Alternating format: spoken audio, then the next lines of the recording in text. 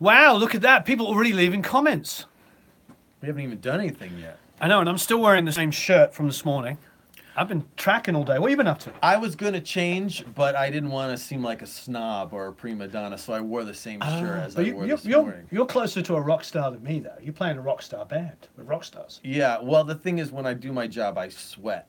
Not that you don't sweat, but when I'm playing drums, so I'm usually limited to I sweat t-shirts. when I'm pressing the talk back. Oh, it's so sweaty. Yeah. Wipe my brow, please. Thank you. Yeah. Yeah. I mean, that's a good question. I'm sure, hi AJ. That's a good question. How does it feel when you are actually playing drums in a band with bona fide rock stars? It feels great. It feels like, the first rock star gig I was playing with Ace Frehley, and But everybody in Ace Frehley's band is supporting Ace. Yeah. In Mr. Big, every single person in that band is a rock star. Like Paul is like a huge rock guitar god. Sure. Billy's a rock, bass guitar god. So it's almost like it's a band of, from our perspective, every person's a monster player. Yeah. So you're suddenly elevated up that you have to be a freaking world-class drummer to be able to hang with Billy Sheehan and Paul Gilbert. Right. With Ace, God love him, we both work with him. Everybody's there to support Ace. It's a whole different dynamic. Yeah, right. So, I mean, that's pretty... Come on, from a perspective of a musician, if somebody said you're going to be in a band with Billy Sheehan and Paul Gilbert, you're going to be like, wow, I'm actually not bad. I must actually be quite good at my job. Right. Well, I'm going to be able to hang with him. I've had plenty of people say, oh, who do you play with? Oh, Mr. Big. You play with Billy Sheehan? Well, you must be good. Yeah, exactly. They've never heard me play, but they just assume it. So I say, yeah, sure. Yeah. It's not your usual... Look, not taking anything away from... Because I'd say the same thing about the Stones. I mean, I love the Stones or Aerosmith or any of those bands. Those are like dirty blues rock bands. Right. That being sloppy or whatever, or having a groove and whatever is fantastic. But when you're hanging with Paul and Billy, and I've worked with both of them, they're insane. Yeah, you got to be on your toes, no doubt. That's pretty awesome. Yeah, and so how are the new arrangements on the new album? Great. Yeah? Great. And the whole process, I mean, we did 11 songs in 6 days. Wow. I had never heard any of the songs. They had exchanged stuff a little bit, but even they were showing each other the songs. So it was, it was fresh for everybody. Wow. And it came together fast. There were no egos. So if it was somebody's song, everybody was able to have input. And that's great.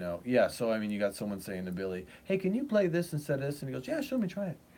So it's just. Are you at a point on the next album they might listen to one of your songs? I actually submitted a couple, but my style isn't quite there. But now knowing that that's possible, if I heard we were going to do another record and that I'd be included, then I would kind of put some stuff together that would. Well, Paul's still pretty young. He's only 49. Yeah, that was the scary thing. I mean, it makes you feel a little better when guys are older than you, but when I realized Paul was only a couple of years older than me, I was like, yikes. Yeah, he and I basically, I'm a few months older than him, but maybe he's just turning 50. But yeah, I remember. Yeah. Yeah, he's a young guy, and I remember when I worked with him, like I shred as you know on guitar, but I'm like sitting there going, I'm no Paul Gilbert. That's a whole different thing. Because the thing about Paul is he shreds like the shredder, he plays blues like a blues player, he plays jazz like a jazz guitarist, and he plays country like a country guitarist. Right. He really is like a guitar player. Yeah, he's got a huge vocabulary, and there's not a single song that you could name that between all 4 of the guys that they couldn't tell you who wrote it. Yeah. Who played on it, and then Paul's going, oh yeah, I know the chords, and figuring it out right there. The other thing I loved about Paul with the album I made with him, which was that, I think it was called Paul's, I want to say Paul's Boutique, but that's obviously, it was a long time ago, it was like 2002. Mm-hmm. And what I loved about him is when you get talking about guitar players, and he tells you all of his favorite guitar players, not one of them is a shredder. No. His favorite guitar players are Neil Schon and Brian May. Pat Travers. Yeah, all field players. Yeah. And Robin Trower, sorry, Robin Trower. He loves Pat too, but Robin Trower. Yeah, I thought it was pretty awesome. Yep. So AJ had actually asked that question, what's it like playing with Billy Sheehan? So I think we just answered that. Yeah. Basically. In a word, awesome. Oh, I can only imagine. I mean, I've recorded him, but to actually play along with him would be insane. Mm-hmm. And it's very easy actually, because he's just so musical, and he's, everybody's listening, they're paying attention, so it's really a pleasure. So Michael, you're back again. So what time zone are you in again? And AJ, you're in. I know you're in Australia. And Ralph's here as well. There's a lot of Australians in the house. Hey, And guys. Caleb, look at that. It's basically Australia is watching us at the moment. Okay, well, good. That's fun, man. A lot of great rock and rolls come out of Australia. So Michael. Oh, that's cool. So he's in Boston. So you saw us. So that's probably some Aerosmithy kind of angles if we're talking about Boston. Mm-hmm. Canada. Oh, and Jeff's back in Nova Scotia. Jeff, it's late for you, isn't it? Only 4 hours ahead of us. It's 11. Ralph says Aussie rules. Well, can't argue with that. Oh, Michael works from home in Boston. That explains it. So, I did a lot of talking. Robin Trower, good stuff. Time here again, not enough. NorCal. What? Now, those of you that were on the first one know that we did a lot of talking. Probably me, a lot. And we promised that anybody that came back, like Jeff and AJ and others that were there, Michael, if there's any specific questions you could think of, hit us with some questions. Yeah. And I know we've already mentioned, what is it like playing it? More Ace material coming, allegedly. Yeah. That's what I hear. I mean, he said to me the other day that he had some stuff to mix, but then he never sent it. I think but he told me he hadn't finished the album. Yeah, I don't think it's been finished. So Right. But I think there's material coming. Yes. Right. We'll see. Yeah. He's mentioned it. Mm-hmm. But what will happen? He'll come here and we'll mix, and then he'll bring you in and you'll play on some stuff. Sounds good to me. That's what's happened the last couple of times. Right. Yeah. Because he gets the bug and he gets into it and he gets creative and he picks up a guitar and he's like, let's do this. Mm-hmm. And it just happens. Yeah, spontaneous as it should be. And when we did Fire and Water, did I tell you this story? I sent the stems to Greg Collins, Mm-hmm. so Paul Stanley could sing on it. Mm-hmm. And he responded like, Paul and I love this. Where did you track the drums and who did it? And I was like, well, it was Matt Starr. And I sent him a picture of my drum room. And he didn't believe you. He didn't like, believe no me. way. Yeah. Yeah. I know. That's a great proof that you don't need this giant space to get a giant sound. No, You but you have to hit it right, so that Yeah. helped. But then, whatever you need after that. But it was pretty funny. He's like, really? Yeah. So I love your Facebook post. Thank you. And how do you organize your lives with everything going on? That's a good question. And I think and I don't know what you'd say on this, but I think that's really what separates the people that are able to be more successful is they're able to have more things going on and comprehend more stuff. I think Kenny Aronoff's probably like the ultimate example of that. It's like, I'm flying on a jet, like transcribing this next gig that I'm going to have 22 songs to do, and then I'm land, and then I get on another plane, I'm transcribing it. And just to be able to have all that stuff going on and not go, this is too much.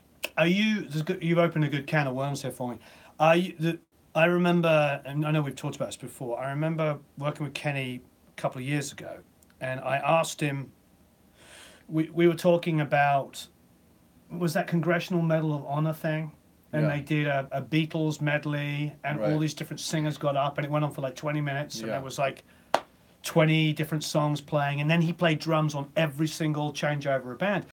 And I was like, how did you memorize all of that? And he's like, he told me he had never, A, he didn't memorize it, and B, he never practiced it. Yeah. He just said he charted it. Charts. And that's how that works for him. I was about to say, what works for you? Yeah, and I can chart. I have my shorthand chart version, but for me, and you've seen me, I just come in and listen and just go, yeah, okay, cool, yeah, and maybe listen to it again and then just play it because for whatever reason, I'm able to just retain. But everybody has a different way of working because when I started working with Ace, he'd play me a song a couple times and I'd sit there and play it on my leg. And then he'd be like, all right, let's go track it. And I was like, okay, cool, let's go. And he goes, you don't need to write it down? I said, no. And he goes, Anton would always chart it. But that's just how those guys work, So, yeah, that's how it works for me. But I think as far as like having all this stuff in your life going on, that's a tall order. And I think you really got to be able to prioritize. And I think it's just, the biggest part is just saying, I'm going to do this. I'm going to make all this work. I'm not going to say, I got too much going. Like, no, I'm not going to be that guy. If something is not working, then I'll fix it or I'll change it or I'll get rid of it. But I'm going to go through. And, we have a lot in common in this respect. But, 2 kids, a wife, career and careers that have multiple Mm-hmm. aspects to them. It's not like, you play bass, you do many Yeah. things. So, but yeah, it's I think just having the will to just say I'm going to be that guy and I'm going to do it and I'm going to do everything I can, the best I can. Right. You know? No, definitely. I think. So, do you still practice? No, and I'm not advocating anything, but I pretty much never practice. If I have to play something that I don't know Right. and I need to get the physicality together, then I will. And like for the Mr. Big stuff, there's a certain level of just physicality that you need to have together. Mm-hmm. So I was practicing heading in towards this last tour that we did because there's Mm-hmm. just things, tempos and stuff that I just need to get comfortable with, Mhm. But generally speaking, no. Like I'm doing a thing tonight in Hollywood. I'm playing 3 Who songs. I know the songs, so I'm just gonna kind of walk through them and think about how I want to play them, and then Sure. and just make sure my arms are loose, stretch. But I don't rehearse, and I guess it's good. I had a thing on the last Mr. Big Run where I would rehearse practice a lot, and I got out there and I was too loose, and I don't think I was necessarily loose, but it was like I need a little friction, I need a little something to bump up against, and I think when I hear the Ramones or I hear Deep Purple, I hear 2 bands that are pushing the limits of their abilities. Sure. Both 2 totally different levels of technique, Sure. but they're pushing the limits, and that's where the excitement happens. And if I don't kind of bump up against that, I don't feel that excitement. So I need a little bit of a struggle to get around that kid. If it's too easy, it sounds weird, but it's just I need Sure. that fight in there because to me that ends up sounding like honest, and it kind of creates some of the pocket too. Well, it's interesting you said that because I find with tracking that when I'm tracking myself on guitar, if I play it 4 times, it sounds terrible because it's so perfect and so in time and has no feel whatsoever. Right. Like my first take's usually my best. It's best for me to do a take and then maybe fix it once or twice. But the reason why I move fast is not that I'm a genius. It's just that if I spend too much time on something, it will have no feel whatsoever and be so perfect. Right. And so I think to the discussion of practicing, you want to practice till you can get to the point that you can hear something or learn something and then go record it. And within a 1 or 2 takes, you go, yeah, I can live with that. Now, if the producer wants to do a couple more, cool. But you can live with it. Because there was a time when I'd go cut a couple things and they go, that's great. And I'm like, but I wanted to go before this, but I forgot. Or I did it, but it was kind of lousy. How's it go? Yeah, that one. One of those. That's a good one. It's always a good one. But so I think you want to be able to be as good enough to be able to do that on 1 or 2 takes. Yep. And then if you want to go, then that's a whole other bag. But even that stuff, I think those guys aren't sitting there doing 5,000 takes. Well, here's a good question. Yeah. Jodisa77 Rock says, "Hey guys, if I hired you both to play on my song, then returned it back to me as it's not for a major release, would you bother you or would you not take up the song to start with?" Yeah, I'd definitely do it. Yeah, of course. Yeah. Yeah, absolutely. Yeah. It's music, so I like playing music. This is what we do. We make music for a living. Yeah. So Exactly. I think somebody, was it you, Michael, earlier on was asking about whether you could hire us? Of course you could, anybody can hire us. Right. I mean, it's interesting because when I did the interview with Kenny, he got like 4 gigs out of it. And he's like, people were like going, wait there, you can record your own drums? What? How? Right. I can hire you? People didn't realize. Right. No, I love Kenny to pieces. He's not cheap. Yeah. So, but it was like one of those situations. It's like, yeah, actually, like I was saying, we were sort of intimating this earlier. Not even intimating it. We were saying that, and those of you, I'm sorry if I'm repeating myself, but there's not that much of a difference between a local band working their ass off and a major label successful band in many respects. The recording's done. You go into Sunset Sound as a local band or as a big band, you can get pretty much the same level of quality of recording with the equipment and with the engineers available. Right. So I sort of want to break down some of those barriers of the us and them thing, like there's some kind of elite perfection. And we talked Right. about it earlier, so I don't want to get too into the same rut, because that would be my fault. But there's a lot of myths and a lot of like guys that sort of blatantly lie because they want to sort of pretend that, oh, I'm just a genius. And Right. I went into the studio on my first take. I mean, the best one is when I I'll make this quick. When I did that Van Halen redo thing with the kids, we had the track sheets. And because this is the Academy, I spoke to Eddie about it. But people debated me on YouTube that Eddie said this and Eddie said that. No, Eddie actually said, as far as he remembered, that he said to me, as far as I remember, that's pretty accurate. Maybe there was one or two things that he remembered slightly differently. But people were debating me and telling me, no, that's not how they recorded the guitars. Right. Even though we had the multi-tracks, the track sheets, and Eddie telling us. Yeah. And that's just, it's like, no, I read this article that Eddie said, and it's just like, well, I think we want it to be magic. Yeah, we do, and there's nothing wrong with that. Nothing wrong with that. You were in Disneyland last month. I love that place. That was there a couple weeks ago. That's a nice place to believe and make believe, you Yes. know. But, you know, if you really want to do this for a living, you have to, you know, admire your heroes, but try to outdo them respectfully, you know, Sure. and understand that they're just people working hard. And yes, some of them are geniuses and they're born with it, but they work hard. I mean, there's the stories of Hendrix that his dad would find him in his room passed out with the guitar on him. Okay, if anyone played guitar that much, they'd be pretty darn good. Sure. Now, he happened to be a little bit ahead of the game, but it's like, if you put in that much work, you're going to get results. Severiano Ballesteros with a stick and a stone practicing golf. Pele and Mango. Right. You know, Right. it's like, who were we talking about? Oh, Donald Bradman for the Australians. Donald Bradman, what did he use? I can't remember. He had a stick for a bat. Donald Bradman for the Australians is the greatest cricketer that ever lived, which will make you glaze over. But they're going to say his average score was 99. The best next average score was 64. So he's 1/3 better than any other human being that played that sport. Yeah. There was an analogy we read that it would be the equivalent of Michael Jordan scoring 60 points in every game that he ever played in his life. That's how good he was at his sport.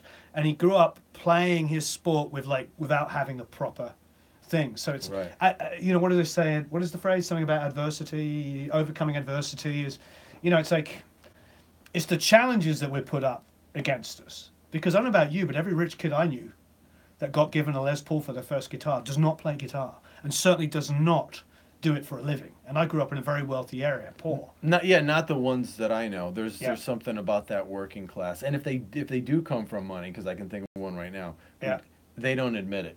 You know what I mean? They hide all that stuff so they can have the credibility. But it's I can think of a few actually. Yeah, Can you think of one? I We live in Los Angeles. There's a lot of them. Yeah. Sat next to him on that couch. Yeah. But but I think just to let go of that myth, and it goes two ways. It's one is that they're just so great I can never be that great. Well, that's bullshit, and you got to let go of that. Love it. But also, you bring AC/DC in here and you put 57s on everything and record them on a Fostex 4-track, it's gonna sound awesome because they are awesome. Right. They are that good. Right. You know what I mean? So there's the other part too. It's like, oh, well, it's studio magic. No, it's being great. Be that great.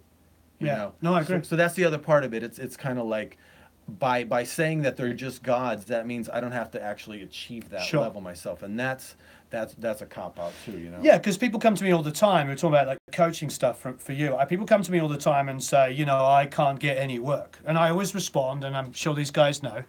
I respond with like, well, you know, do you have a website? No. Do you have a Facebook business page? No. Do you have a Twitter? No. Do you have a SoundCloud? No. And I'm like, well, how are people going to hear your music? music? You can't get anywhere. Yeah, and then there's all this reason, but this or but that, and I'm just like, when you've done all the, you know, and that's the scraping the surface. That's the first 4 or 5 things that you need just to be able to reference things. Right. And then I'm like, then, you know, if you're in a town of at least 1 or 2 live venues, I'll be like, did you go down and see some bands you like and go up afterwards and shake the hand of one of the guys in the band and say, I'd love to record you, let me do a song for free? Have you done any of that? No. And it's like, those are all the things that we had to do. The other day came up, I can't remember who it was I was talking to online. I used to work at a place called the West End Centre, only part-time, and it was a live venue. And what happened is I took like a couple of bands down there that I'd recorded badly. I wasn't doing a good job. I was a kid. And I mixed them live. And they were very, very gracious, and they just let you take over. And, you know, it was an average kind of PA, but it was a great opportunity. And from there, I got more bands to record. because they'd be like, oh, hey, so you did that? Sounds pretty cool. What did you Right. do? You know, and I wasn't very good, Yeah. but I got myself out there. And trust me, when I was young, I don't know about you, I wasn't Mr. Hold your hand out. I was quite No. shy. Oh yeah. No, I was so uncomfortable. But I Yeah. love rock and roll. Right. So, yeah, I think just taking the action, it starts the thing moving forward. So Right. it's like, when someone's telling you their story, you go, mm-hmm, mm-hmm, mm-hmm. And are you sitting on the couch during all this? Because if you are, then nothing's going to happen. You got to Right. get up and go out. But something I kind of touched on recently, and I was like, you know what? This is actually a helpful thing. First of all, in school, they don't teach you how to be a success. That's a whole other show. But, that's one thing. But the other part of it is what they do tell you to do is go get a job. Well, in our business, you can't go get a job. I can't come to, Rock and Roll Industries and knock on the door and say, hi, I'm a drummer, here's my resume. I have to create work. We create work out of nothing, and that's a whole different thing than getting a job. And it doesn't, and it's a whole different thing from, being a good employee or being qualified, just to create work. And I think everybody has their own way of doing it. I just start picking up the phone and sending out emails and not asking people for stuff like, can you give me work? I need work. But hey man, how are you doing? What's going on? What are you up to? Blah, blah, blah. Hey man, I just thought of you. We should do this. Or just hi and just connect with the other person. Sure. But just putting yourself out there and putting that energy forward. Or if you have an idea, hey, I got an idea. You and I should play. I just played this venue down in Mexico. Why don't you come down with me? We'll do it and we'll make some money. So you're creating opportunities. Sure. You're creating the stuff, and I think people don't think like that. And there's just something as simple as you just going, well, I want to be a producer. I'm going to go produce some bands. Okay, cool. I'm not that good. Doesn't matter. I'm just going to go do it. Sure. So that at least that's going to create more of the same because you're doing it. So.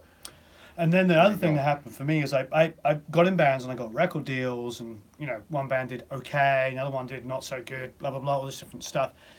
But I had produced all the bands. Yeah, all the bands that I got record deals that I also produced and recorded it and co-wrote songs and played the instruments. And I did all this stuff, but none of them ever became successful enough that it suddenly propelled me into being a great big producer. Right. Because that's one way that you're going to establish yourself as a producer, is to find an artist and develop them. And if they get successful, it's like, oh, that guy's pretty magic. I can think of lots of producers that happened to. Sure. So that never happened for me. Nothing ever got successful enough. So when I moved to LA with my band, I did the record, and I did a second record, and I co-wrote and produced it and all this kind of stuff. And when I eventually stopped playing in bands, even though I could produce, and I knew as much as any producer, I was sitting in a room, I just didn't get any gigs. So I remember I had a manager at the time who's very famous, a guy called Sandy Robertson, and he had a massive resume, but he also had like 100 clients. So I was just one of 100 different producers. This is early 2000s when there was still a lot of money around. And he emails me one day and says, hey, Dave Sardi is looking for a Pro Tools editor. And at this point, I had like produced like 1 or 2 songs for this artist or a couple of major label things. Nothing had really sold. And I'm just thinking to myself, Pro Tools editor? But I'm a producer, That's my initial gut reaction. Sure. I go online and I'm like, wait there. He'd just done Jet. Mm-hmm. And that album was huge and it sounded great. Yeah. And he was talking about bringing me in on the Thrills, which was this Irish band for anybody that remembers them. And I'm like, I'm going to go and be a Pro Tools editor for a really big, successful producer. Yeah. And I did 3 albums like that with him. I worked on the Jet second record, I did Thrills second record, and Hot Hot Heat second record. And I got to spend 6 weeks at a time in a studio on a lockdown making records with Greg Fiddleman and Dave Sardi and Greg Gordon. And get to be, those guys now are all just huge giants of, Fiddleman's done the last 3 Metallica albums, and who's the guys that Insane? Not the other ones. Who's the other band that all dresses in makeup? Slipknot. He's done the last 2 or 3 Slipknot records. So I got to hang out with those guys and see how they made records, and some of it was like the way I did it, and some of it was like, oh shit. Yeah. I didn't know that. Right. And I learned so much from that. Yeah. And even though the credits were like editing credits or assistant engineering or additional engineering, it doesn't matter. I was suddenly credited on albums that were in the charts, and I'd had little things here and there, but it just kind of raised my whole game and my whole experience level. And because I think of this, because I didn't really sort of it's hard when I relay this because Ken Sluter did the same thing, and he came from Chicago, had a studio, was established as a producer engineer, came here, couldn't get any work, so he started assisting, and he was like, what was he, 35? Right. He's like 35 years old, and the other guys that are assisting are 19 and 20, Right. and fresh out of Lars or some recordings. Yeah, right. So I think, going back to what we were saying earlier, the workers amongst work, or being able to be humble. Well, that's that. When you were telling that story, I'm just like, it's humility. Yeah. You know, and I think also too, we talked about before is playing the artist card. Well, you know, man, bro, I'm not really feeling it. Okay, that guy is probably unemployed. Yeah. And so to get around, like you had an opportunity. Well, this isn't exactly what I want to do, but I'm going to be around greatness, and I want to be great, and I know I'm capable of being great, and I'm probably already great to a certain degree. So to get around the exceptionalism too. You know, and that's another thing. And kind of looking at who your heroes were. Because when I was young, you know, I thought Johnny Thunders and Dee Dee Ramone and all these really super cool rock stars, those were my heroes. But they're dead. And I don't want their lives. You know? It's like... I remember when Dee Dee died, yeah, my friend was working with him. Yeah, so it's like, you know, who are your heroes? Who are the people you look up to? And get around... If you can't get around the people doing exactly what you want to do, just get around a certain level of exceptionalism, because that is always has value. And again, it requires humility, because you might go, well, I'm not this, I'm this, you know, and it's like, well, if you got an opportunity, just say yes. Well, the thing for me, I remember specifically about Sardi is he lent on me much more than I expected.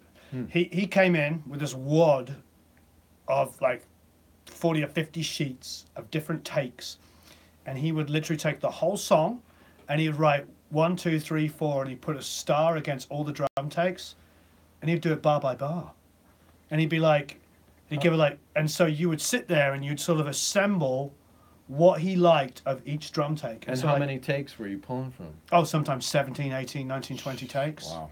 But this is because this is what he did, is he tracked everything we did. The Thrills album was all done on tape, and then we dumped it into Pro Tools, and then put playlists over the top of each other. And this is a bit you're all going to love. Wasn't cut to a click.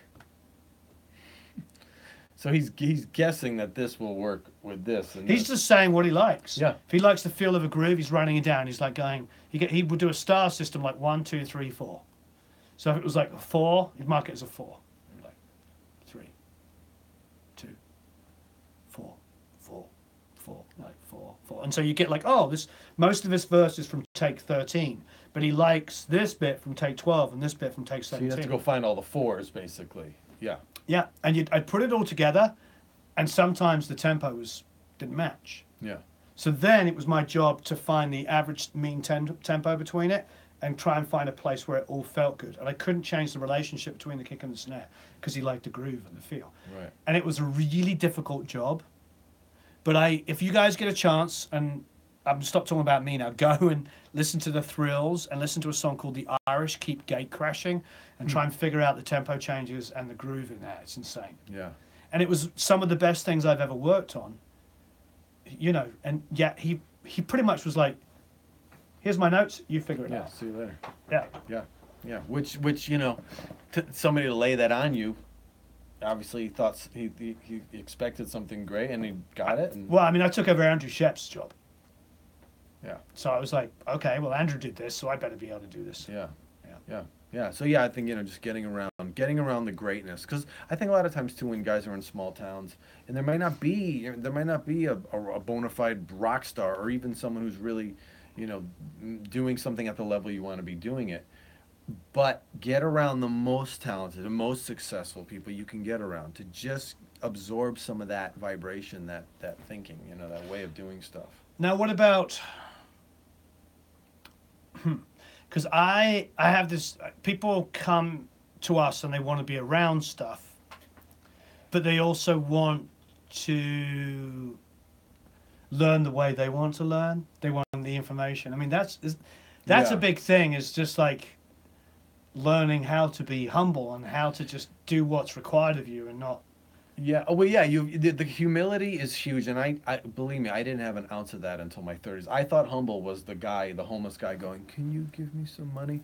That's not humility. That guy might be broke. I've seen homeless people that are very arrogant. Yeah. They're not humble. So it's not I didn't understand what humility was. I thought it was a negative. I thought it meant like a broken person. And no, it means that, I'm here. It's not all about me, and I'm here. How can I improve this situation? So again, yeah, the humility is a huge factor. And how can I contribute to this situation? Right. How can I help you? Is there anything I can help you with? Yeah. Do I have anything that you might be able to utilize?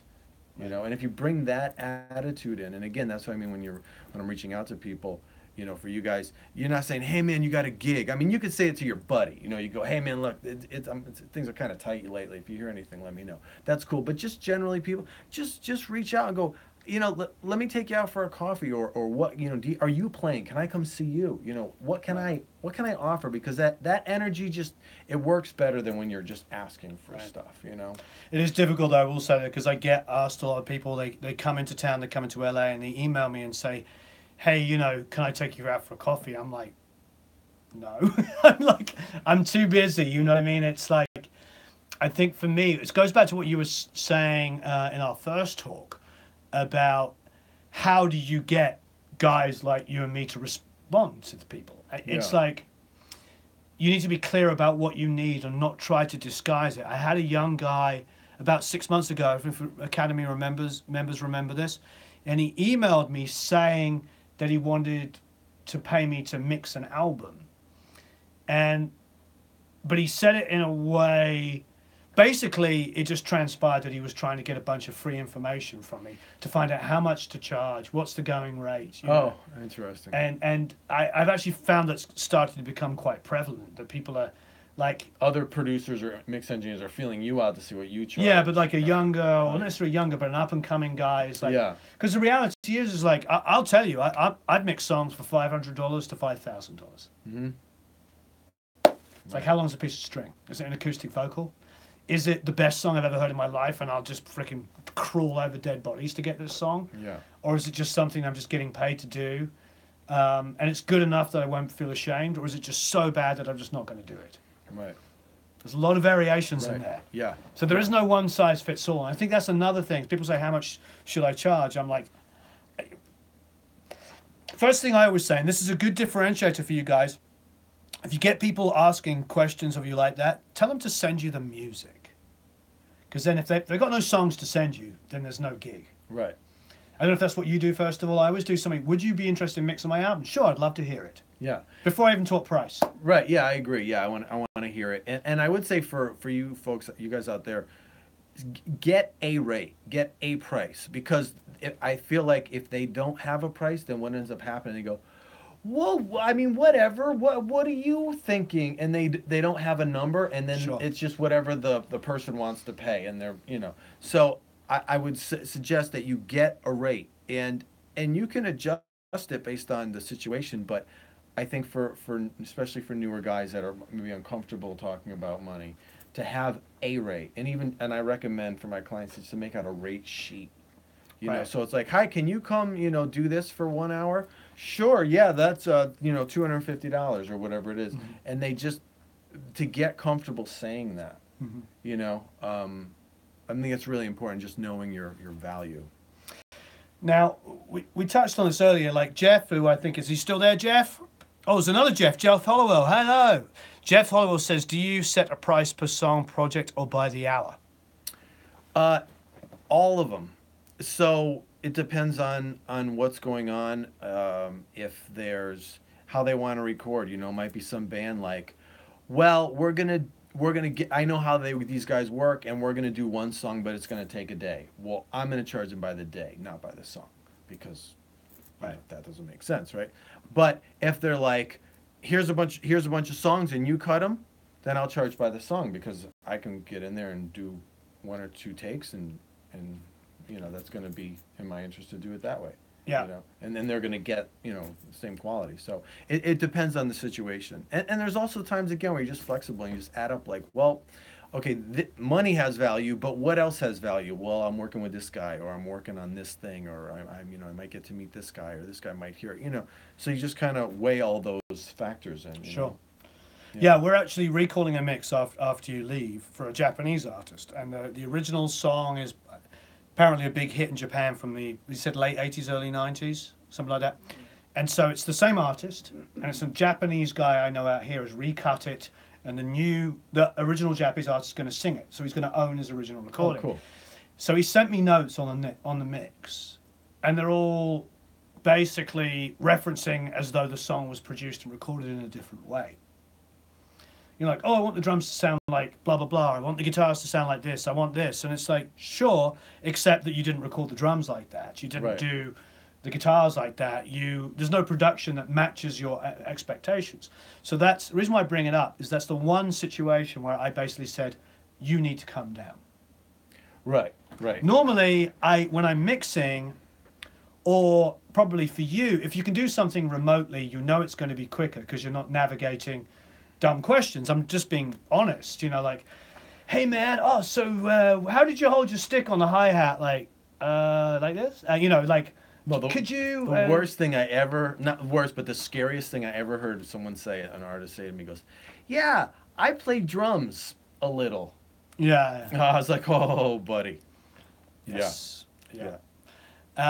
So... But you want him to own it. I want him to own it. Be part of it, and he's got his hands in there. Yeah. So if there's any recalls from there, they're going to be like, but that's what you wanted. Yeah. Another Rush fan, Jeff Hollowell. Jeff McDonald. The other Jeff is here, not asleep yet, even though it's like 3 o'clock. He's in Nova Scotia, so he's 4 hours. Are you 4 or 5 hours ahead of us, Jeff? I can't remember. So it's either 11:30 coming on 12, or it's 12:30 coming on 1. But furniture music, many decades because the landscape industry has changed so much. Where do you guys think it's going? I think it's, I was talking to Mark Ender yesterday. Oh, he's 4 hours ahead of us, so coming on 12. Mark's cautiously optimistic as I am. He said that he just saw the numbers. He said to me yesterday, he just saw the numbers on Spotify growth, and it was actually over-expected because people were being negative about the growth, and it was actually slightly better. And so he's cautiously optimistic. He still thinks, and I do as well, that we're at about quarter capacity of what Spotify will be in the next 5 to 10 years. Mm-hmm. So we're potentially seeing earnings going up 4 times. Yeah. For independent artists, especially, because they own their songs 100%. Yeah. So, if a guy like David, who we work with at the moment, is making anywhere from $1,000 to $2,500 a month in Spotify plays, so potentially he could be between $4,000 and $10,000 in 5 to 10 years. Right. Those kind of mid-level independent artists that are hustling and creating stuff. So I'm cautiously optimistic. I actually think it's creating a new class of musicians that can make 60 to 100 grand a year and maybe live in Wisconsin and actually buy a house. I completely agree, because you can connect with your audience without touring. Yeah. You connect with your audience through the use of the internet. Yeah. But I will say, who asked that? What was the name of the guy who asked that question? I just wanted to say his name. Greg. Hey, Greg. I will say, that's an interesting discussion, but respectfully, don't get caught up in that. Yeah. Do your work. Because I that's another thing here. Well, the business has changed. And I go, I think I said this before, but it's like, when people ask me about the music business, I'm not in the music business. Plus, you and I both got our most successful as the industry went like this. Right. We went like that. Right. Because we were the hustlers, and all the other guys, and this is really blunt and mean, all the other guys were sitting at the phone going, when's my next album coming in? And their phones stopped ringing. And, it's like I always joke, mixed with the masters is mixed with the retirees. Because they're all guys I know that they're not mixing any albums. Right. I mean, I love CLA, but he hasn't mixed a big album in 3 years. Yeah. Well, I think, too, I know some, I've worked with some great legendary cats.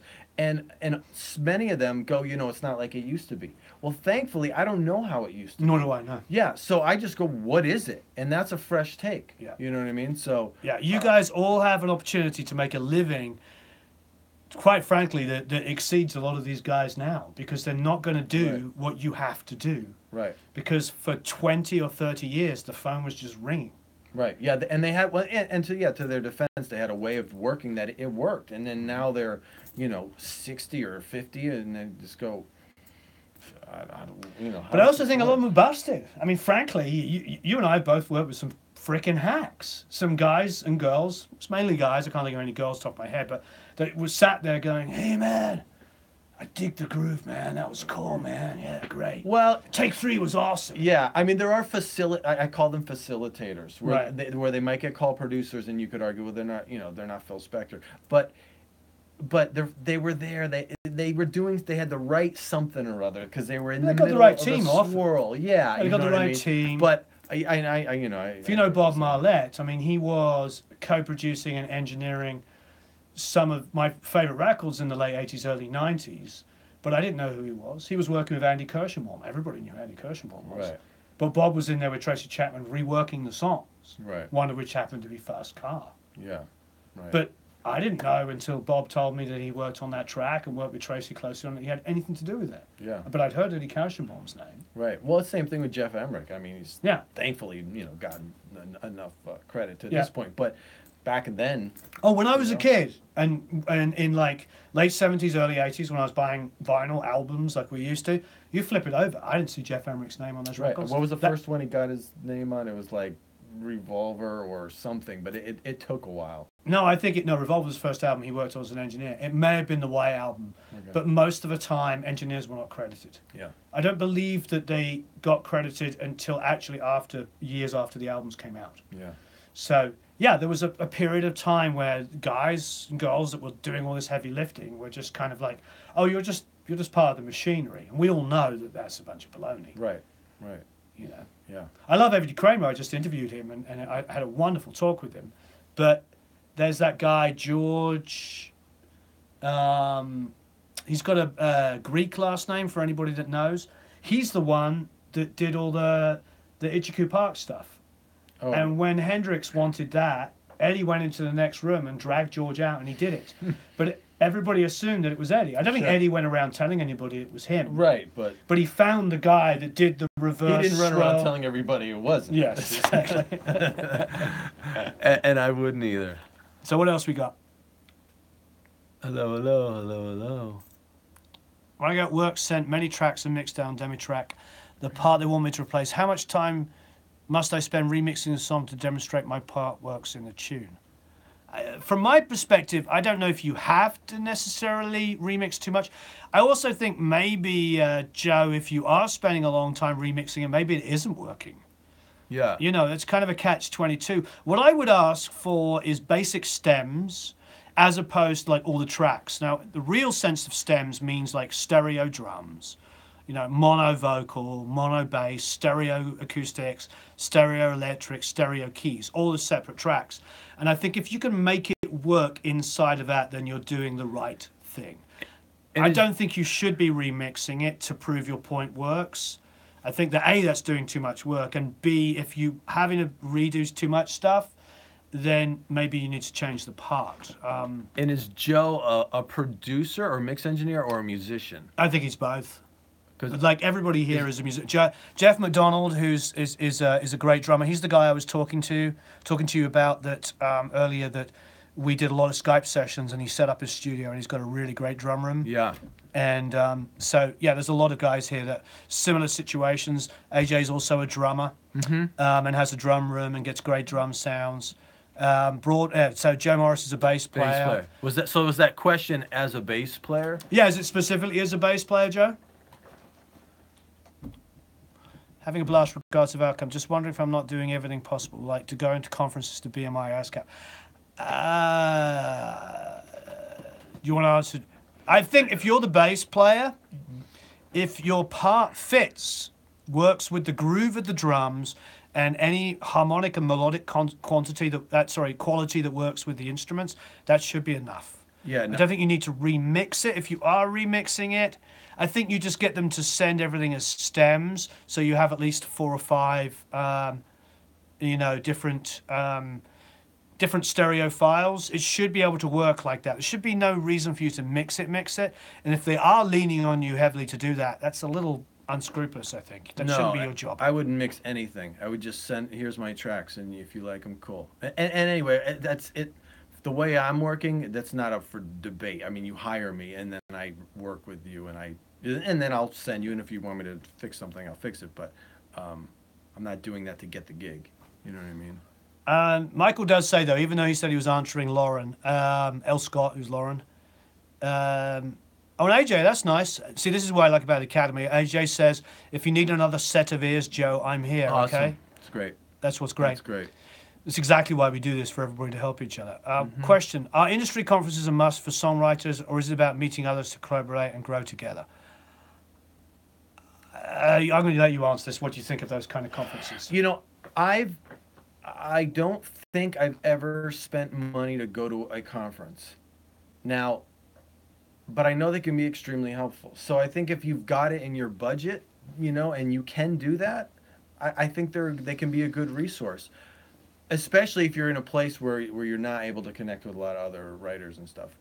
I don't think they're a necessity, you know. So don't let that be like, oh, if I could only do this, then blah blah blah. But you know, I mean, I think if I know, you know, we have ASCAP and BMI both here in Hollywood, and they do free events every couple of months, and there's a great resource of knowledge and information. They have an email that ASCAP is an email that goes out like every few days, and you know, tips on songwriting and all that stuff. So I don't think they're necessary. Again, if you can comfortably put it in your budget, check one out and see. You know, Right. I think that's. I think it's. I mean, do you think they're a scam or like, you know? I think some are a scam. Yeah. There you go. Okay. I think some of I don't think ASCAP or BMI could ever be, or CSAC, or you know, any of the main ones could ever be accused of being a scam. Yeah. Everybody's there because they're passionate and they love music, and I know I've got good friends at ASCAP and BMI, but I do think that some of those conferences are scams. Yeah. I think that you pay, and you go there, and I look at the panels, and I'm like, that's all my friends' assistants are going there. Yeah. And I think that it's okay if it wasn't like $1,500 or whatever they try to charge, or even $500. Right. I go for it. It's tough. It's like we try really, really hard to give incredibly good value for money for what we do, and that's why we always keep in contact with people and we connect with people and we do this kind of stuff, because we're trying to take it past that kind of just point of sale, like thanks for the money, bye. You know, because there's too much of that in our industry, and there's too many promises made. You know, as an artist. Yeah. Because that's how I always relate to this as the artist. When you talked about earlier today about the big meeting, or you can put the AC on, by the way, it's getting hot. I got to tell you that it was too, by the way. Oh, you can tell me who it was? Yeah. No, not now. I had some guesses. You can tell me later Yeah. whether I'm right. So I think that's what we're trying to do. We're trying to create a new normal. We're trying to be like, you know what? You have to give back, and do this kind of stuff. You have to connect with people and help people on an individual basis. I don't use this term loosely. I mean it. You have to be a thought leader. You have to be somebody that go, oh yeah, I love that guy, Matt Starr. Yeah, I will actually want to give him some money because he actually helped me, and he gives a crap, as opposed to the guy that says, you can't speak to me unless you send me a check. You know, Right. That's the world I don't like, and I think that's why YouTube really helped people, because people were forced. They were forced to have to compete with giving free information. I started YouTube only 3 years ago, but I was like the first person that was actually working that did it. It was either like Pensado at that point, it wasn't really working, or it was like Graham, who I love dearly, who had never actually has made money doing music. Right. So and there was lots of these kind of teachers that weren't really professionals. And when I did it, everybody said to me, Crystal Algae was like, why are you doing that? How do you make money? And I was like, I'm not monetizing. For about 1.5 years, we didn't make any money. We just gave away free information. And then when we did start doing stuff where you could, you know, find a way of paying me for a service, you already knew that I gave a crap. Right. And I think that that's the bit that I honestly disliked about our business. I felt like you know what it's like to be a musician? When you made those records with the $500,000 budgets, and the only people that actually were happy were the production stuff and the studios. Yeah. And the album came out in the 90s. It sold 25,000 copies, and you got dropped. Yeah. Right. And they just went on to another 6-week record and made $500,000. Yeah. Right. And they'd only have to have one hit every couple of years, and they still got employed. Yeah. Where even in the movie business, you have one massive flop, you might go 10 years before you get offered another movie. Right. In rock and roll, nope. They weren't looking for new people. They were like, oh yeah, Rob Cavallo's only had one hit out of every 10, but who cares? He's Rob Cavallo. Yeah. You couldn't do that even if you were Tim Burton. You know, Tim Burton had a bit of a flop with Planet of the Apes. How many years was it? It was before Alice in Wonderland. Yeah. It was quite a big gap, and he had to do a lot of sweet talking from what I hear from behind the scenes. It's a different world with that. And rock and roll was a little, I don't know. I get very contentious with this stuff. I should probably shut up. Yeah. Well, I mean, no, I'm just saying okay. No. To answer that question, I would say if you think you're gonna go there and someone's gonna review my song and they're gonna go, this is a gold hit, I'm gonna connect you with Jimmy Iovine. Don't go for that. Go there if you're gonna shake. Make a goal. I'm gonna get 10 new phone numbers every single day. I'm gonna find the 10 most successful people, the 10 people that I admire the most, and I'm gonna meet them. I'm gonna shake their hands. I'm not gonna give them my freaking demo and say, give us a listen. You don't want to ask them for anything. You want to say, I really admire your career. I love these records you made. I love these songs you wrote. I admire. Can I get your information? I'd love to keep in touch with you. And most times they're going to say, yeah, sure, that'd be great. Again, don't go handing them stuff, and they're walking out like I'm walking out from a gig from an autograph signing, and they got all this stuff. Are you online because it's frozen? I'm not doing anything, but I got a message from Matt saying the stream is down just right now. Oh, is it back? Matt, is it back? Said you missed a good minute. We just gave away the secret to everything. The one secret, the silver bullet that we keep saying. It's back. Okay. Can you re-say what you just said? Because it was good. Yes.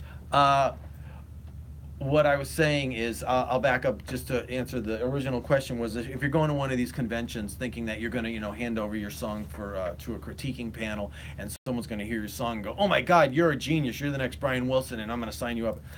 Don't go with that. If you're going to go and hustle your ass off, and you're going to shake hands and make a goal of it. I'm going to get 10 phone numbers of people I've never met before, and I'm going to meet them, and I'm not going to hand them stuff and ask them for something like, here's my demo. I write songs, and it's like, hi, my name is Matt Starr. I'm a songwriter, and I write rock and some pop things, and I really admire your work. I love this last record you did. I was wondering if I could get your email and keep in touch with you. Most people are going to go, yeah, okay, sure, cool. And so again, you're not looking for something other than to just say hi. And if you don't have anything to offer, just offer a compliment, a sincere compliment, because most people are not, it's like, man, I love you. I love what you did on that Aerosmith record. I love the mix on the Space Invader record. Can I get in touch with you? It's like, It's just a nice way to communicate with somebody, And again, for people that are used to kind of getting bombarded with people like thinking they're the gatekeepers, it's just I found to be a more productive way of doing things, Yeah, no, definitely. I agree 100%. I think that you have to just be yourself, and I think one of the things I saw. I mean, when people come up to me, they come up to me, and they can come up to me pretty much any way they are, because I don't sort of have a particularly highfalutin opinion of myself. I mean, I know that I'm good at what I do, but I also know there's people that aren't as successful or more successful that are more or less talented. So I don't really sort of like have a particularly highfalutin view of myself. But I work with artists that are massively successful, and I can tell you it's so obvious when somebody comes up to me and they're going to connect. And my good friend Mandy, who you saw me interview on here on YouTube a few months ago, I really wanted her to meet Steven Tyler because she's a great songwriter, and she's super cute. And I don't just mean looks-wise, I mean just in personality. I just thought they're going to get on great. It's going to be good. He's all kind of flirty, and she's a little like that, even though she's married. It's not that. I just thought this is going to be a great connection. Yeah. And so I talked her up to him, and I brought him into her rehearsal room, and she flipped out like a little fangirl, and he was just like, "Thank you ever so much. Really nice to meet you," and turned around and left. That was it. And I was just like, I talked you up as a serious artist. I spoke to her afterwards, and I was like, I'd said to her, I'm introducing you as an artist. And, right. It's not that she couldn't have been like, oh, I'm a big fan of your work. I'd love to work with you. Right, of course. Because they were being introduced as potential working partners. Instead, she's like, oh my God, I just wanted to do now. And he's just like, yeah. I can't deal with that. Yeah. It's tough. It's like one of those things. It's like, I don't know. I don't know. It's like, I think it's an English thing as well. Is like we always try to just be just a little bit within ourselves, as crazy as I get. Right. I still like to try to show a certain amount of respect that they're another human being. I remember. How about you? You've worked? So you're in a room with Billy and Paul and I can't remember the singer's name. Eric. Yep. Sorry, I'm brain And dead. Pat, drummer. Yeah. Yep. You're in a room with those guys. I found when I was in a room with the Aerosmith guys to remind them at the end of the day that they did a good job, because these guys are so used to like everybody kissing their ass Mm-hmm. from the production staff on down that they forget. They think, oh, he's completely immune to anything because he just knows that he's a genius. Right. Yeah. Well, and that's where again the humility, because it works both ways, to just this is a human being. Yeah. And be like, dude, you were crushing it on Yeah. that. That was fucking awesome, man. Yeah. Right. You know. And I and yeah, absolutely. Very few guys I know would be like, of course. Yeah. And, Most of and, them would be and- like, oh, thanks. I really felt that. I'm glad you understood. You connected. Yeah. Yeah, and to make it sincere, not like you're the best man. I mean, who's better than Whoa. you? It's not that guy. It's like you're saying. When it's good, you have to say it's good. genuine. Yeah, to really acknowledge it. But I get it. Yeah, because it can be.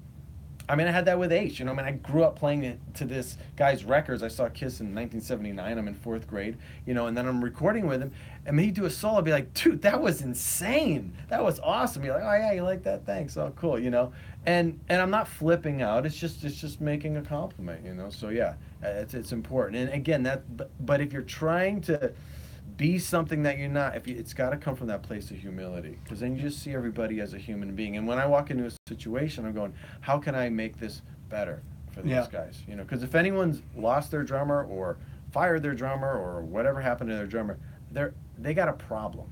Mm-hmm. So how can I come in and make their day easy? Sure. You know, Definitely. and then also like, woo, I got a gig. I mean, that's cool too. But Well, I also think for me as a producer, especially when I've got those increasingly rare opportunities where I'm working with the whole band, and which means like I'm in a Sunset Sound or a United, I'm in a real room and there's a drummer sitting in the live room, and there's a Yeah. bass player and there's a guitar player and there's a singer out in the room, maybe also playing guitar and a keyboard. It's been a while since I've been doing that regularly, but I still get it every now and then. mm-hmm. But that's all I knew how to play records.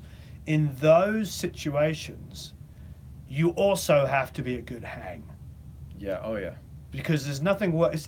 There's also that is another extension, because you can be the one-off guy that comes in, kind of like the, what do you call that? The MVP, the player that comes in off the bench. No, The relief pitcher. yeah, you can be the relief pitcher and you can come in and save the day. Oh, don't worry, your drummer sucked, but Matt's going to come in, and you've got all of the, oh, thank you so much. I love what you do. You're going to come in and save our record. Mm-hmm.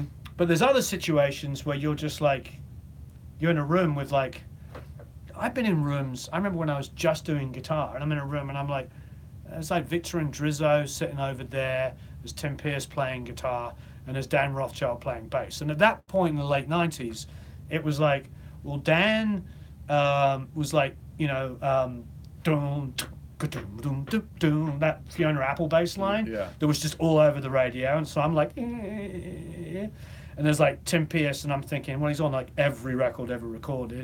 And then there's Victor, who had just at that point had just produced Stone Temple Pilots' Singer's solo record. Mm-hmm. And I'm just like in a room and I'm playing guitar, you know, like second guitar, like, what am I doing in this room? You know, Mm-hmm. it's, you just have to be part of the hang. You know, there's another level, isn't there? Yeah, and I think there's a level as a hired guy when you come in. You just got to get absorbed into that, and there's all kinds of different dynamics, and you just kind of try and be aware of that. But then also too, as the producer, what you got to know that you're like watching the clock, and you got to get things done. Mhm. But some people, they don't move that fast, and you can't really. You got to know when you can push them and how you can push them, and you don't want to like be a drag. And if someone keeps going out for a smoke, you're like, all right, I'm just gonna wait, I guess. You know what I Yeah. mean? It's like, so I mean, you could answer that one better, because you have some some legendary cats, and it's like, Right. They work the way they work. Well, with the band stuff, as Jack Douglas would always say, it's like, he calls it herding cats. Yeah. You sort of have to, when you're forced to take a break, you have to be really aware of where every one guy is, because we would like take a break, and maybe it would be like 5 or 10 minutes. So yeah, you might lose a guy for a cigarette or a cigar. Mm-hmm. But then you might also lose that. Oh yeah, while we're on break, I just want to go and grab something to eat. Yeah. And then you lose, Joey Kramer for an hour and a half. Right. Because he just went quickly to get something to eat. Comes back with a pair of new shoes. Yeah, it comes back exactly with a pair of new shoes or a new car in Joey's thing. Yeah. Okay. He'd have a new car like every week. Yeah, so it's like, yeah, that's a whole different thing when you're dealing with guys that maybe don't have the same amount of accountability that we do, Yeah. But I think there's probably guys watching that are going, no, I wouldn't put up for that. I'm a producer. It's like, hey man, if you want to work, you got to get along with people. Yeah. And you might be thinking, well, if I was working with a legendary band, I'd be different. You probably wouldn't. You'd probably be more on edge because you're nervous that you're not going to deliver. So it's really like managing your emotions, which I wrote an article for Drumhead magazine, and I did an interview with Eric Singer, who has been hired and not fired from Kiss, but hired, and then they're going to reunite. So you now do not have a gig, and then Peter Criss got let go, and then Eric's back in makeup. But then now there's some contractual thing, they need to have Peter, so they let Eric go again. This guy's been in and out and in and out. Right. And I go, how do you navigate this? Because everyone thinks, oh, you're Eric Singer, you're wearing the Catman makeup, and you're up there playing, God of Thunder and singing Beth. Like, what could be better? This guy's been, again, he's never been fired, but he's been brought on and let go, 4 or 5 times. Now he's been with him now for a very long time, but he just said it's about managing your emotions. Because again, you think, oh, I'd love to have that gig. Most guys couldn't handle that up and down. They would have flipped out or said or done something stupid to offend the boss. There's an A&R guy who was a junior A&R guy, and he went to a Sheryl Crow show, an outdoor show, and a kid through a fence gave him a cassette. This is like 2001. The A&R guy for this indie label, this small label, comes to me and says, hey, I found this kid, listen to this song. And the song was really cool. And this is like at the height of kind of new metal, grungy, like 2000, 2001. Not grunge, but like new metal kind of stuff. And this music was good. And he said to me, would you produce them? I was like, sure. He goes, we don't have much of a budget, would you do it? So we work with them in a rehearsal room. We do tons of work with them. He brings them to me, to record. We record them. He takes the recordings. He goes to a major label, plays them. The major label flips out and signs the band, and also makes him a proper A&R guy from this indie label. Gives him like a big salary. Like, oh, you're going to get $100,000. Yeah. And then they're like, oh, Garth's going to make the record. So, like, whatever.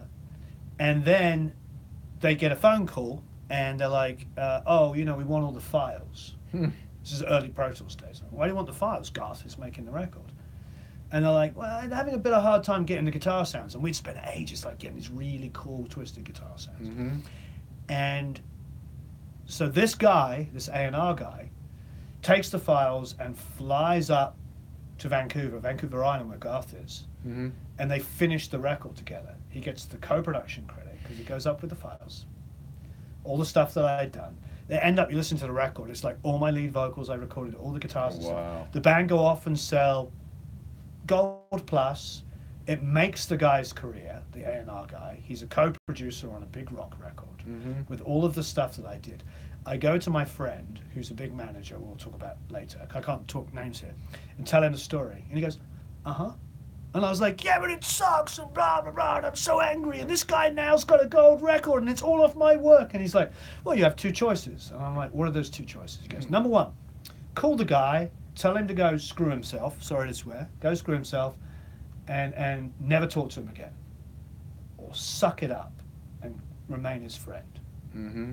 I sucked it up, I remained his friend. I did 4 or 5 huge records with that guy. Engineering, he was willing to take the production credit. Yeah. But I wouldn't have got those records. Right. So sometimes you have to take it up the butt, and I just said that. Sometimes you just have to know those opportunities. Right. Well, I think it's really tough. I could have just been that guy who reacted. Right.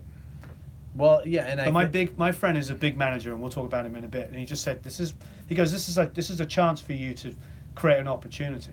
Well, and what took me a while to get is what's in my best interest. Right. Forget my feelings. Forget what I want to tell my friends. I called that guy and I said, Yeah. It's what's in my best interest. And if this just sucking it up and being cool is in my best interest, then that's what I'm gonna do, because my main goal is to be successful. Right. And I don't care, well, that guy screwed me over. Well, I'm gonna screw myself over even more if I, cut Right. ties with him. Yeah. You know what I mean? So yeah, I completely.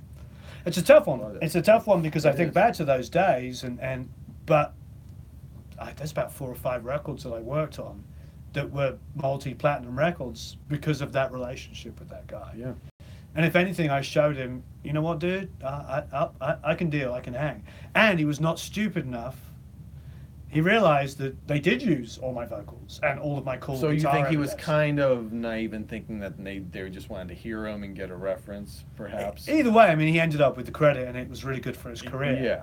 But he was also smart enough to know it's best to keep Warren, because Warren was talented enough, and he helped me get from A to B. Yeah. Right. And so it was a sort of win-win. But yeah, I mean, there's a few records he made massive checks from as the producer. When I'm sitting there, and that goes back to what we were talking about earlier about, and this is a big one. When you're hired to do something and you do more, that's your choice. Yeah. If you're hired as the drummer and you make a vocal line suggestion and they use it, you have to deal. Right. If you want to say, hey, that was my vocal line, do I get a percentage? Yeah. It's kind of a catch-22. You were hired as the drummer, and I'm not trying to be an arse about this because people will hate me for saying this, but sometimes you were the drummer. Right. Right. Yeah.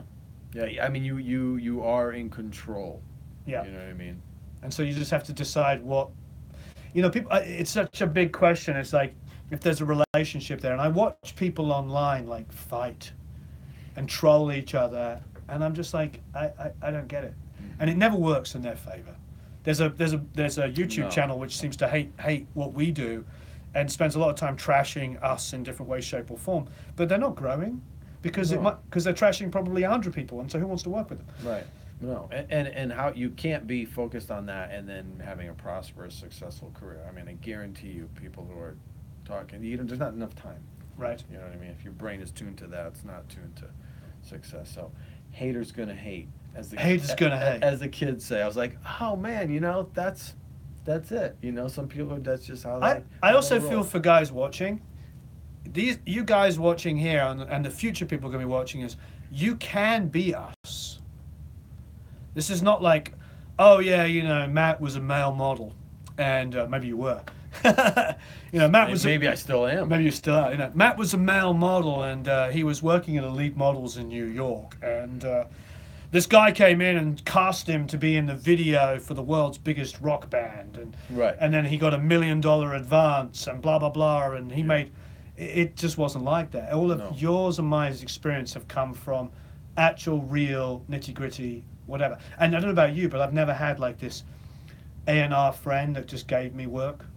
Right. It's always been like I had to prove it and do a better job and do mix-offs and be in a better mixer. Yeah. Or produce the track for half the price and it'd be more successful. I've never had that experience personally where somebody's just like, oh my God, here's a huge check. Right. Yeah, no, I had to go after everything. And the first thing where I got a call was Mr. Big. And Billy called me, which, I mean, that's a great call to get from Billy Sheehan. But still. And what was the avenue? I was going out everywhere.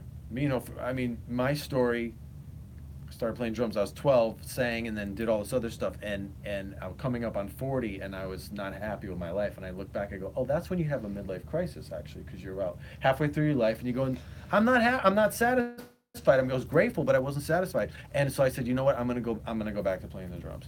And that's when all this stuff kind of started, and I got a whole different perspective on things.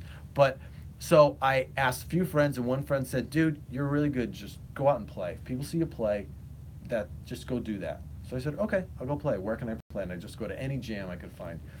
And this jam, there was about 10 people in there. The singer called me up to jam, and then he goes, hey, I'm kind of sore. Can you sing this too? And I'm like, he goes, you sing, right? I go, yeah, sure. So we played TNT by AC/DC. I sang it and played drums. And I walked off stage, and Billy Sheehan goes, who are you? He goes, you sounded great. He goes, as soon as you hit that snare drum, I was like, wow, this guy's going to be good. And he goes, you know, and I said, Matt Starr, and he said, oh, okay. He goes, I want to get your number. I don't want to lose you. I didn't hear from him for a year. And then he just called me out of the blue and said, hey, we might need some help on a couple shows. And then that turned into being, you know, the whole tour. Nice. The rest is history. So, but that was the first, and obviously getting a call from Billy and having him think of me was great. But that I got called, I wasn't trying to go get some. I didn't even know there was a gig. I mean, Sure. nobody knew that. But to get a call was so validating. But prior to that, I hadn't had that experience, you know. And you just got to keep Sure.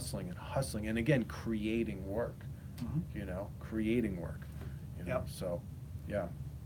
Wonderful. Yeah. Any more last minute questions here? Good news for those of us pushing 50. Yeah, Yeah. absolutely. Exactly. And let go of all the myths, you know, the music biz, I'm too old, where I live, I don't have enough money, I'm white, I'm black, I'm female, I'm short, I'm tall. It doesn't matter. Yeah, I mean, Eric's all of those things.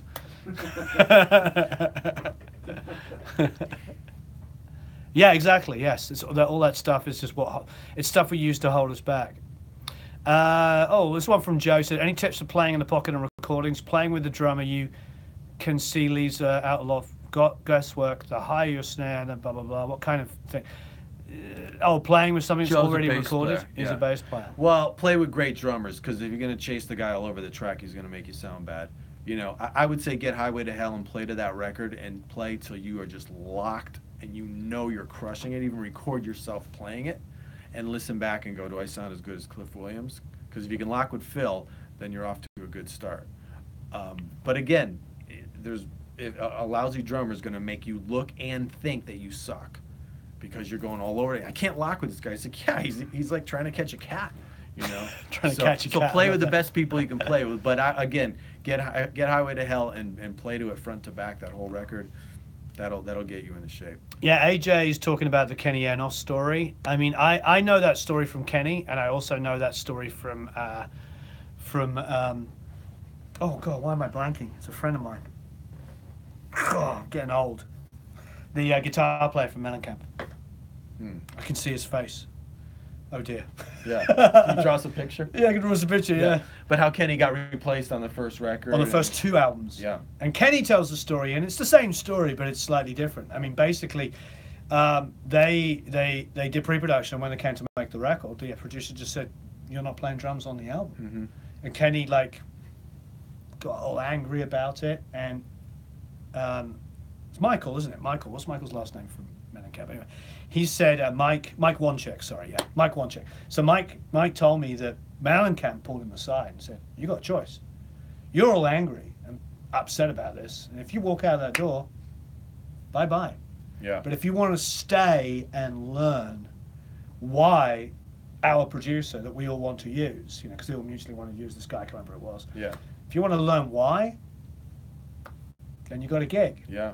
And he did it for 2 albums. So even though it was Mellencamp that basically probably drew the line and said, "This is what you got to do," it took a brave man to sit there for 2 albums. Right.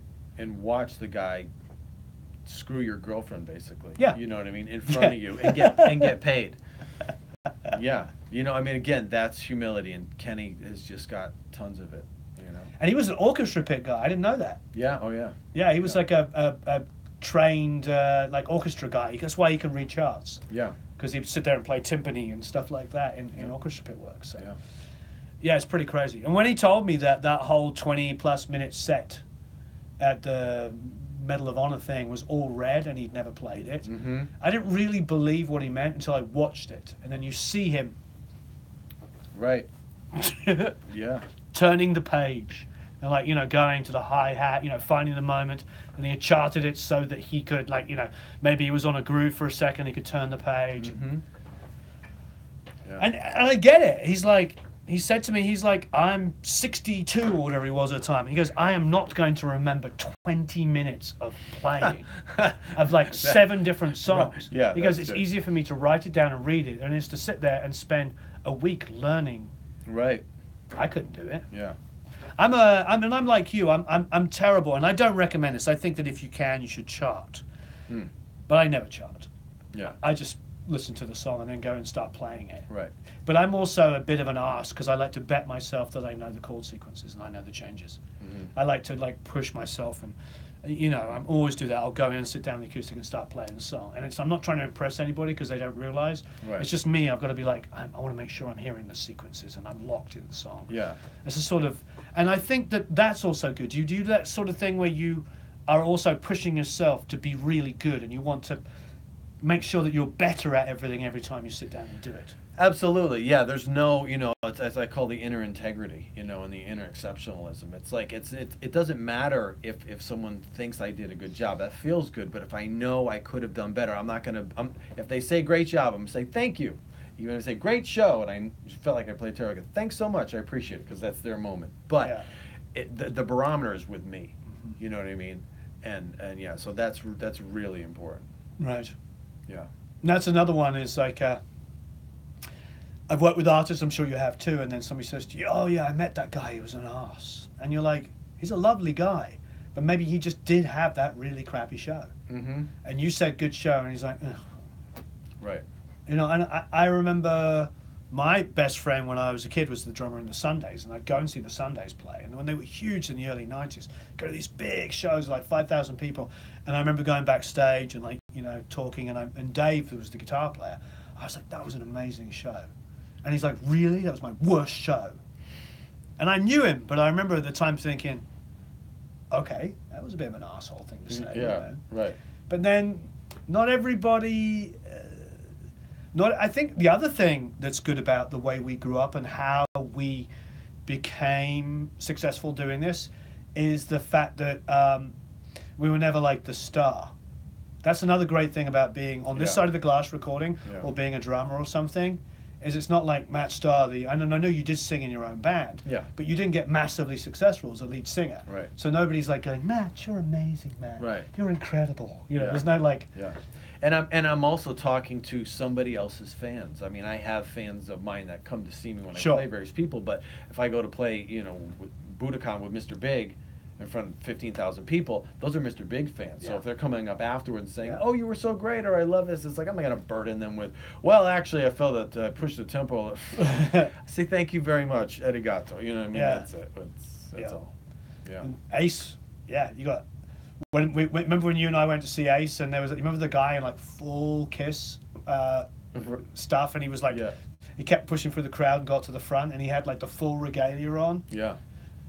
Yeah, and I felt really bad because we got backstage and he obviously didn't have any way of getting backstage. Right. And he's just like standing there, and he just kind of wanted to be like, can I bring him back? But I can't imagine like, oh Ace, here's a guy dressed exactly like you, like 8 foot tall. Yeah, exactly. But yeah, I mean those guys, Kiss fans are like die hard times a million. It's serious. It's it's serious business. Yeah, no joke. And I'm a Kiss fan too, so I get it. Yeah. I would go out with my girlfriend at 20, and then I'd end up in we'd be at some bar, and there'd be some burly-looking guy, and we'd talk. She goes, "Why are you talking to this guy?" I'm like, "He's a Kiss fan. We got into this Paul Stanley solo album thing. Sorry, you know what I mean." So it brings people together, Marvelous. Yeah. All right. Well, thank you ever so much, everybody. Yeah. Thanks, guys, so much. And we got a special for a rate for you guys. If you go to Matt Starr Coaching, and we got a special rate, and I really appreciate. Thanks again for chatting with your folks, and thanks you guys for being here, and just best of luck. And if you got any questions, feel free to reach out, and I'd be happy to help. Oh, Michael's saying be careful with the 1, 3 major, 4 major, 4 minor. It's that whole discussion about the Radiohead and Lana Del Rey thing. Just so you know, Radiohead are not suing Lana Del Rey. I heard that from people in England. And I love Rick, but I don't know why he posted that, because they'd already publicly said that they're not suing her.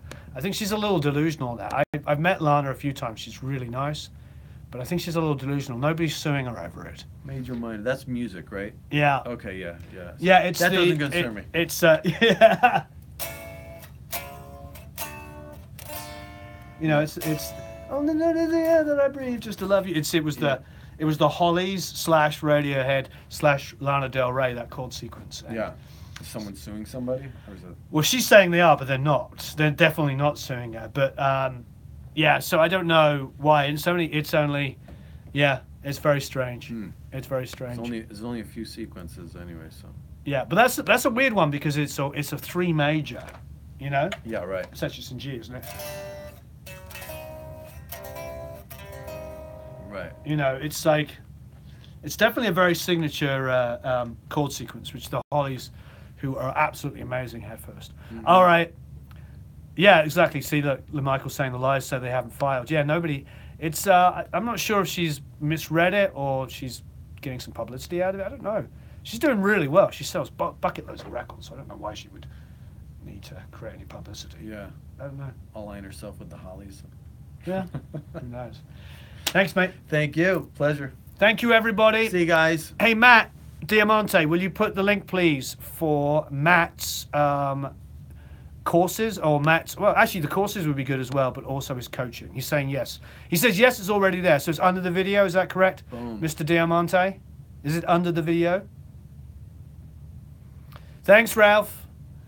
Thanks, AJ. Thanks, David. Thanks, Michael. Thanks, Lauren. Who else is on there? Greg, thank you. David, thank you.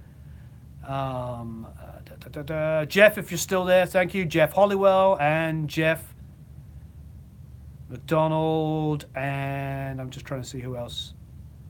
AJ. Lauren Scott. Yeah, Lauren. Jelista 77 Rock. Thank you very much. Wow, there's a lot of you came out. Thank you ever so much. This is awesome. I'm just seeing if there's anybody. Oh, Broadway Joe. Thank you, of course, Joe. If you haven't already, go. And Jeff McDonald, I've already said that. Great. Jeff Hollowell, we covered him. Look at me, I'm trying to be as inclusive as possible. I think that's everybody. Hopefully I said everybody who was on. Thank you all Oh, yeah, Ron. Yeah, sorry, Ron. Thanks, everybody. Hope you all have a marvelous time. Thank you ever so much for watching. Please go and check out the new video, the BAE 500 series. We're giving it away. So go and enter to win that one. All right. Have a marvelous time recording and mixing. See you guys.